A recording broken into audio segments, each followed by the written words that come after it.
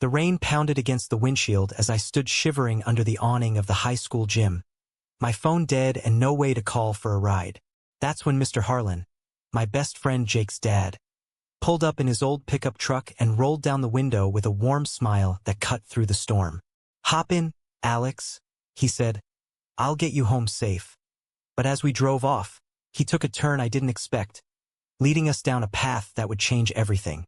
It was senior year in the small town of Evergreen, Colorado, where everyone knew everyone's business, and secrets had a way of unraveling like old sweaters. Jake and I had been inseparable since middle school, bonding over video games, hiking trails, and dreams of escaping to college in Denver.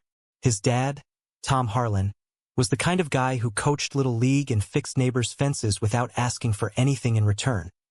A widower raising Jake alone after his wife's passing 5 years ago.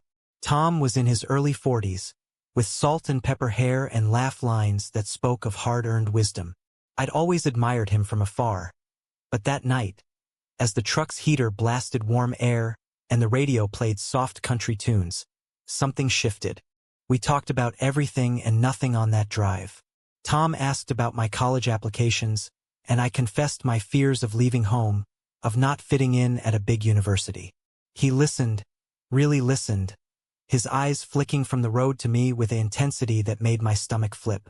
"Life's full of detours, kid," he said, his voice gravelly from years of construction work.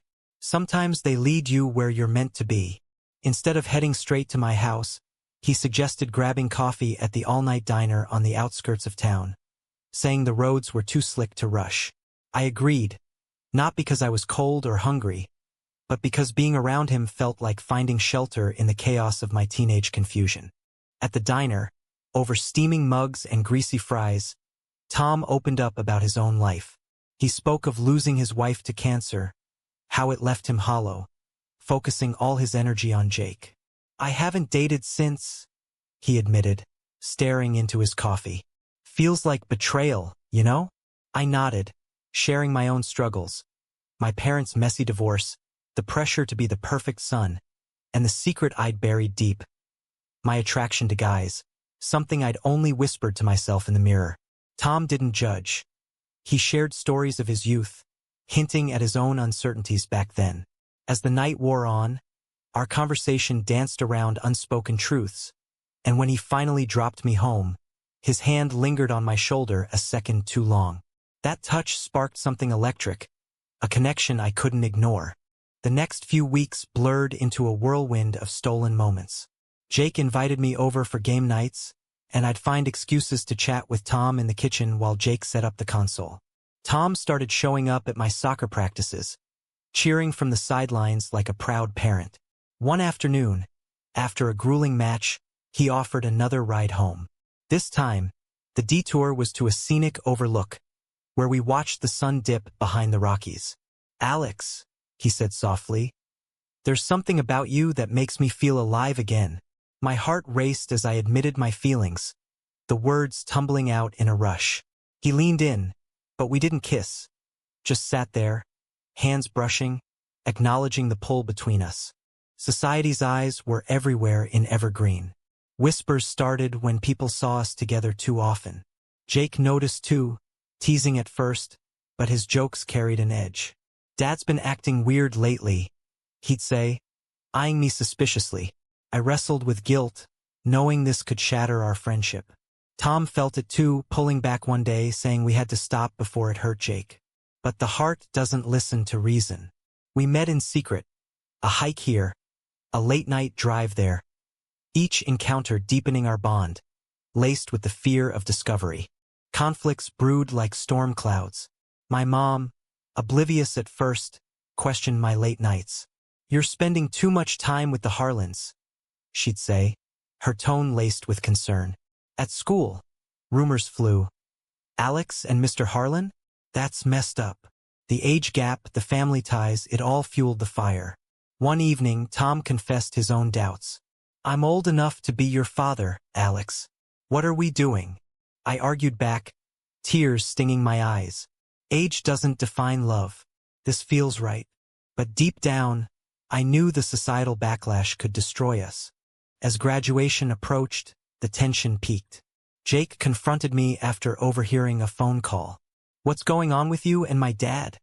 he demanded. His face twisted in betrayal. I denied it at first, but the lie crumbled. Jake stormed off, vowing to never speak to me again. Tom tried to mediate, but Jake's anger turned on him too. "You're supposed to be my dad, not some creep chasing my friend." The words cut deep, forcing Tom to choose between his son and his heart. In the aftermath, I isolated myself, questioning every choice. Was this love worth the pain? Tom reached out, suggesting we give Jake time. But the town gossip escalated. Anonymous notes in my locker, stares at the grocery store. My dad, who I'd come out to years ago, advised caution. "Society isn't kind to relationships like this, son. Think about the long term." Yet, amid the chaos, our connection grew stronger. Late one night, Tom showed up at my door, rain-soaked and determined. "I can't walk away from this," he said. We talked for hours, laying bare our fears and dreams. For the first time, I felt seen not as Jake's friend or the kid next door, but as me. The summer after graduation was a pressure cooker of emotions. Jake had moved out to his aunt's in Denver, cutting off contact with both of us. Tom and I navigated our relationship in the shadows, meeting at out-of-town cafes or secluded trails. Each rendezvous was bittersweet, filled with laughter and longing, but overshadowed by the rift we'd caused. "We have to fix this with Jake," I'd say, and Tom would nod, his eyes heavy with regret. But how do you mend a broken family when love is the fracture? Work became my escape. I took a job at the local hardware store, where Tom was a regular customer. Our interactions there were professional, but stolen glances spoke volumes. One day, a coworker, an older guy named Bill, pulled me aside. "Heard some talk about you and Harlan. Careful, kid. That kind of thing doesn't fly here." His words were a stark reminder of the conservative undercurrents in Evergreen. Homophobia lingered like fog in the mountains, subtle but suffocating. I'd faced it before. Slurs in the locker room, judgmental looks from churchgoers, but now it targeted something real. Tom faced his own battles. At his construction site, rumors spread, affecting his crew's respect. "They're calling me a predator," he confided one evening as we sat by a lake, skipping stones. "Maybe they're right. You're just starting out, Alex. I shouldn't hold you back." I grabbed his hand, defiant. "Don't you dare say that. This is my choice too." But doubt crept in. Was I being selfish, pursuing this at the cost of his reputation? A turning point came during the town's annual 4th of July festival. Fireworks lit the sky as families gathered, but I felt like an outsider. Tom and I avoided each other publicly, but Jake showed up unexpectedly, dragged by friends. He spotted us from afar, his expression a mix of hurt and fury. Later that night, he confronted Tom at home. I wasn't there, but Tom recounted it tearfully. Jake accused him of betrayal, of ruining their family for a fling. Tom defended us, explaining it was more than that. It was love. Jake left in tears, but not before saying, "If you choose him, you lose me." The emotional toll mounted. I started seeing a counselor in Denver, driving hours for anonymity. She helped unpack my feelings. The excitement of first love clashing with guilt over Jake. "Relationships aren't black and white," she said, "but honesty is key." Inspired, I wrote Jake a letter, pouring out my heart, apologizing for the secrecy, explaining how Tom made me feel whole. No response came, deepening the ache. Meanwhile, Tom's ex-in-laws got involved. His late wife's parents, staunch traditionalists, threatened to sue for custody if Jake wanted it. Though he was 18, the emotional leverage was real. "They say I'm unfit," Tom lamented. We debated ending it, but each time the thought was unbearable. Instead, we leaned on each other, finding solace in quiet moments. Cooking dinner together, sharing books, dreaming of a future where we didn't have to hide. Social conflicts escalated when a local blog posted an anonymous story hinting at our relationship. "Small-town scandal, widower and teen?" it read. Comments poured in, some supportive, citing changing times, but most condemnatory. invoking morality and age differences. Friends distanced themselves. My mom, upon learning, was torn between support and worry. "I want you happy, Alex, but this could ruin your life." Amid the storm, a glimmer of hope emerged. Jake texted Tom one day, "We need to talk." They met at a neutral coffee shop. Jake listened as Tom explained his loneliness post-loss, how Alex brought light back. "It's not about replacing Mom," Tom said. "It's about living again." Jake admitted his fear of losing his dad, but the conversation ended without resolution, leaving us in limbo. As college loomed, I faced a choice: stay close and fight for us or leave for a fresh start. Tom encouraged me to go, saying, "Don't sacrifice your dreams for me." But my heart rebelled. One evening, under a starlit sky, I proposed we come out publicly, face the backlash together. Tom hesitated, weighing the cost to Jake. "What if it destroys him?" he asked. I had no answer, only the conviction that love demanded courage. The drama intensified when Jake discovered our secret meetings. He showed up at Tom's house one night, finding us on the porch, hands intertwined. "This is real," he spat, eyes wide. Accusations flew: betrayal, manipulation. I stood silent as father and son argued, tears streaming. Jake stormed off again, but not before hurling a painful truth. "You're both selfish. Think about someone else for once." In the quiet aftermath, Tom and I clung to each other, questioning if our love was worth the wreckage. Fall arrived with crisp air and changing leaves, mirroring the shifts in our lives. I deferred college for a semester, taking online classes while working, determined to resolve the mess. Tom threw himself into work, but the strain showed in his weary eyes.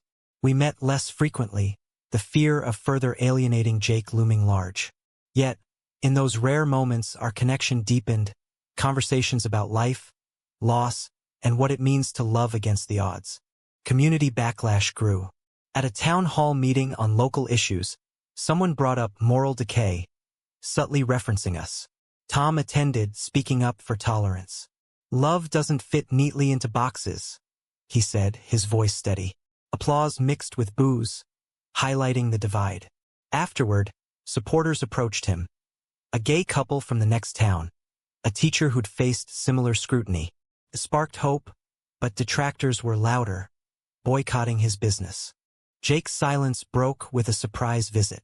He showed up at my work, face neutral. "We need to talk, Alex." Over burgers at a drive-thru, he unloaded. Hurt over the secrecy, fear of losing his dad to someone his age. "You're my best friend, or were. How could you?" I explained my feelings evolved naturally, that I never meant to hurt him. "Tom makes me happy, Jake.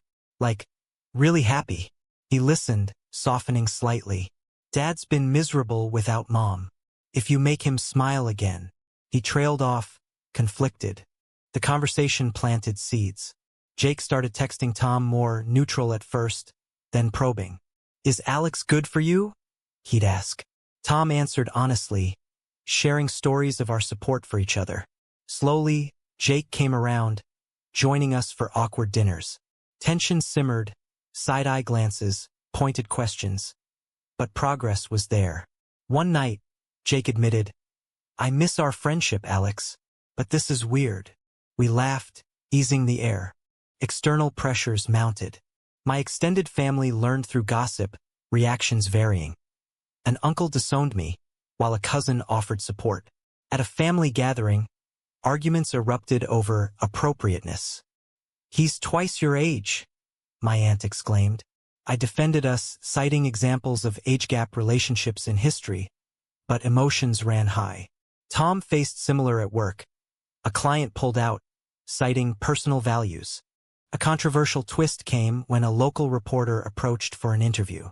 "Your story could inspire others," she said. Tom and I debated, go public and risk more hate or stay hidden. We chose visibility, hoping to normalize our love. The article ran, "Love in the Shadows, a widower's second chance." It detailed our journey, focusing on emotions over sensationalism. Responses flooded: hate mail, but also letters from LGBTQ youth feeling seen. Jake's reaction was mixed. "You put our family in the spotlight?" he accused. But reading it, he saw our side. "I get it now, kinda. Dad deserves happiness." Reconciliation began in earnest. We hiked together, reminiscing about old times, building new bridges. Yet doubts lingered. Was our relationship sustainable? Tom's friends questioned the power dynamic, suggesting I was too young to know real love. I countered with therapy insights. Mutual respect defined us, not age. Social media amplified debates. Threads on Reddit dissecting our story, some calling it predatory, others romantic. High drama hit when Tom's in-laws sued for emotional distress, claiming he dishonored their daughter's memory. Court dates loomed, forcing us to lawyer up. Testimonies revealed deep-seated biases. Homophobia masked as concern for family values. Jake testified on our behalf, a pivotal moment. "Dad's a good man. Alex makes him better." The case dismissed, but scars remained. In quieter times, Tom and I reflected. "We've weathered a lot," he'd say, holding me close. Our love, forged in fire, felt unbreakable. But society's judgments echoed. Was this fair to Jake? To ourselves? As winter neared, a new conflict arose. I got accepted to college in California, a dream opportunity. "Go," Tom urged. "We'll make it work." But distance threatened our fragile peace. Jake, now supportive, worried. "Don't break his heart, Alex." Decisions weighed heavy. Stay and nurture what we had, or pursue independence. Emotions clashed in heated discussions. "I don't want to lose you," I confessed. Tom replied, "True love lets go if needed." Winter blanketed evergreen in snow, mirroring the chill in my resolve. College acceptance in hand, I prepared to leave, but each day amplified the pull to stay. Tom and I spent evenings by the fire, discussing futures. "Distance can strengthen us," he said optimistically. But I saw the worry in his eyes, the fear of growing apart. Jake, now a reluctant ally, mediated. "You two are good together. Don't throw it away." His acceptance was hard-won, born from months of talks. He'd even joined a support group for kids of LGBTQ parents, gaining perspective. "I was scared of change," he admitted. Our friendship mended slowly, game nights resuming with tentative laughs. Societal ripples continued. The article sparked a local LGBTQ alliance, inviting Tom to speak. He did, sharing our stories, pains, and joys. Love challenges norms, but it's worth fighting for. Attendees included former detractors, some apologizing. But online trolls persisted, doxing attempts forcing us to privatize profiles. A personal crisis hit when Tom's health faltered, a minor heart scare from stress. Rushing to the hospital, I realized how deeply intertwined we were. "Don't leave me," he whispered from the bed. Jake and I waited together, bonding over shared fear. Doctors cleared him, but it underscored life's fragility. "Maybe stay one more semester," Tom suggested post-recovery. Tempted, I weighed options. Education versus love. Family dynamics shifted. My mom, initially wary, warmed after meeting Tom properly. "He treats you well," she conceded. But my dad remained distant, his conservatism clashing with acceptance. A heated call ensued. "This isn't normal, Alex." I hung up, frustrated. Tom's family, too, evolved. His in-laws backed off after the lawsuit loss, sending a cautious olive branch. Controversial elements surfaced in community forums. Debates raged. Age gaps in gay relationships, empowering or exploitative. Our story became a case study with experts weighing in. One psychologist argued power imbalances, while another cited successful examples. We avoided the noise, focusing inward. Emotional highs and lows defined our days. A romantic getaway to a cabin tested us. Uninterrupted time revealed compatibilities and clashes. Tom's traditional views on commitment clashed with my youthful idealism. "Marriage?" he mused. "After everything?" I pushed for it, dreaming of legitimacy. Arguments ensued, but resolutions strengthened us. Jake's girlfriend, Sarah, entered the picture, offering fresh eyes. "You guys are inspiring," she said. Her support helped Jake fully embrace us, planning a family dinner where old wounds healed over shared meals. As departure neared, tension peaked. "What if I resent staying?" I confided in Tom. He held me. "Then go, and we'll see." The night before leaving, emotions overflowed. Tears, promises, a vow to visit often. Jake drove me to the airport, hugging tightly. "Take care of yourself, bro."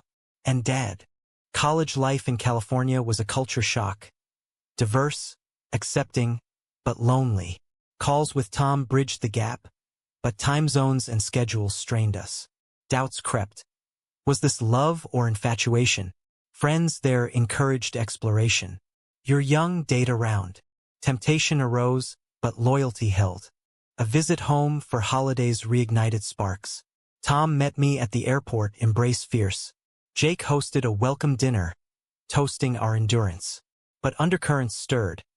Tom's jealousy over my new life, my frustration with distance. The ultimate conflict, a job offer in California post-graduation. "Stay there," Tom said selflessly. "Build your life." But I wanted him in it. "Come with me," I pleaded.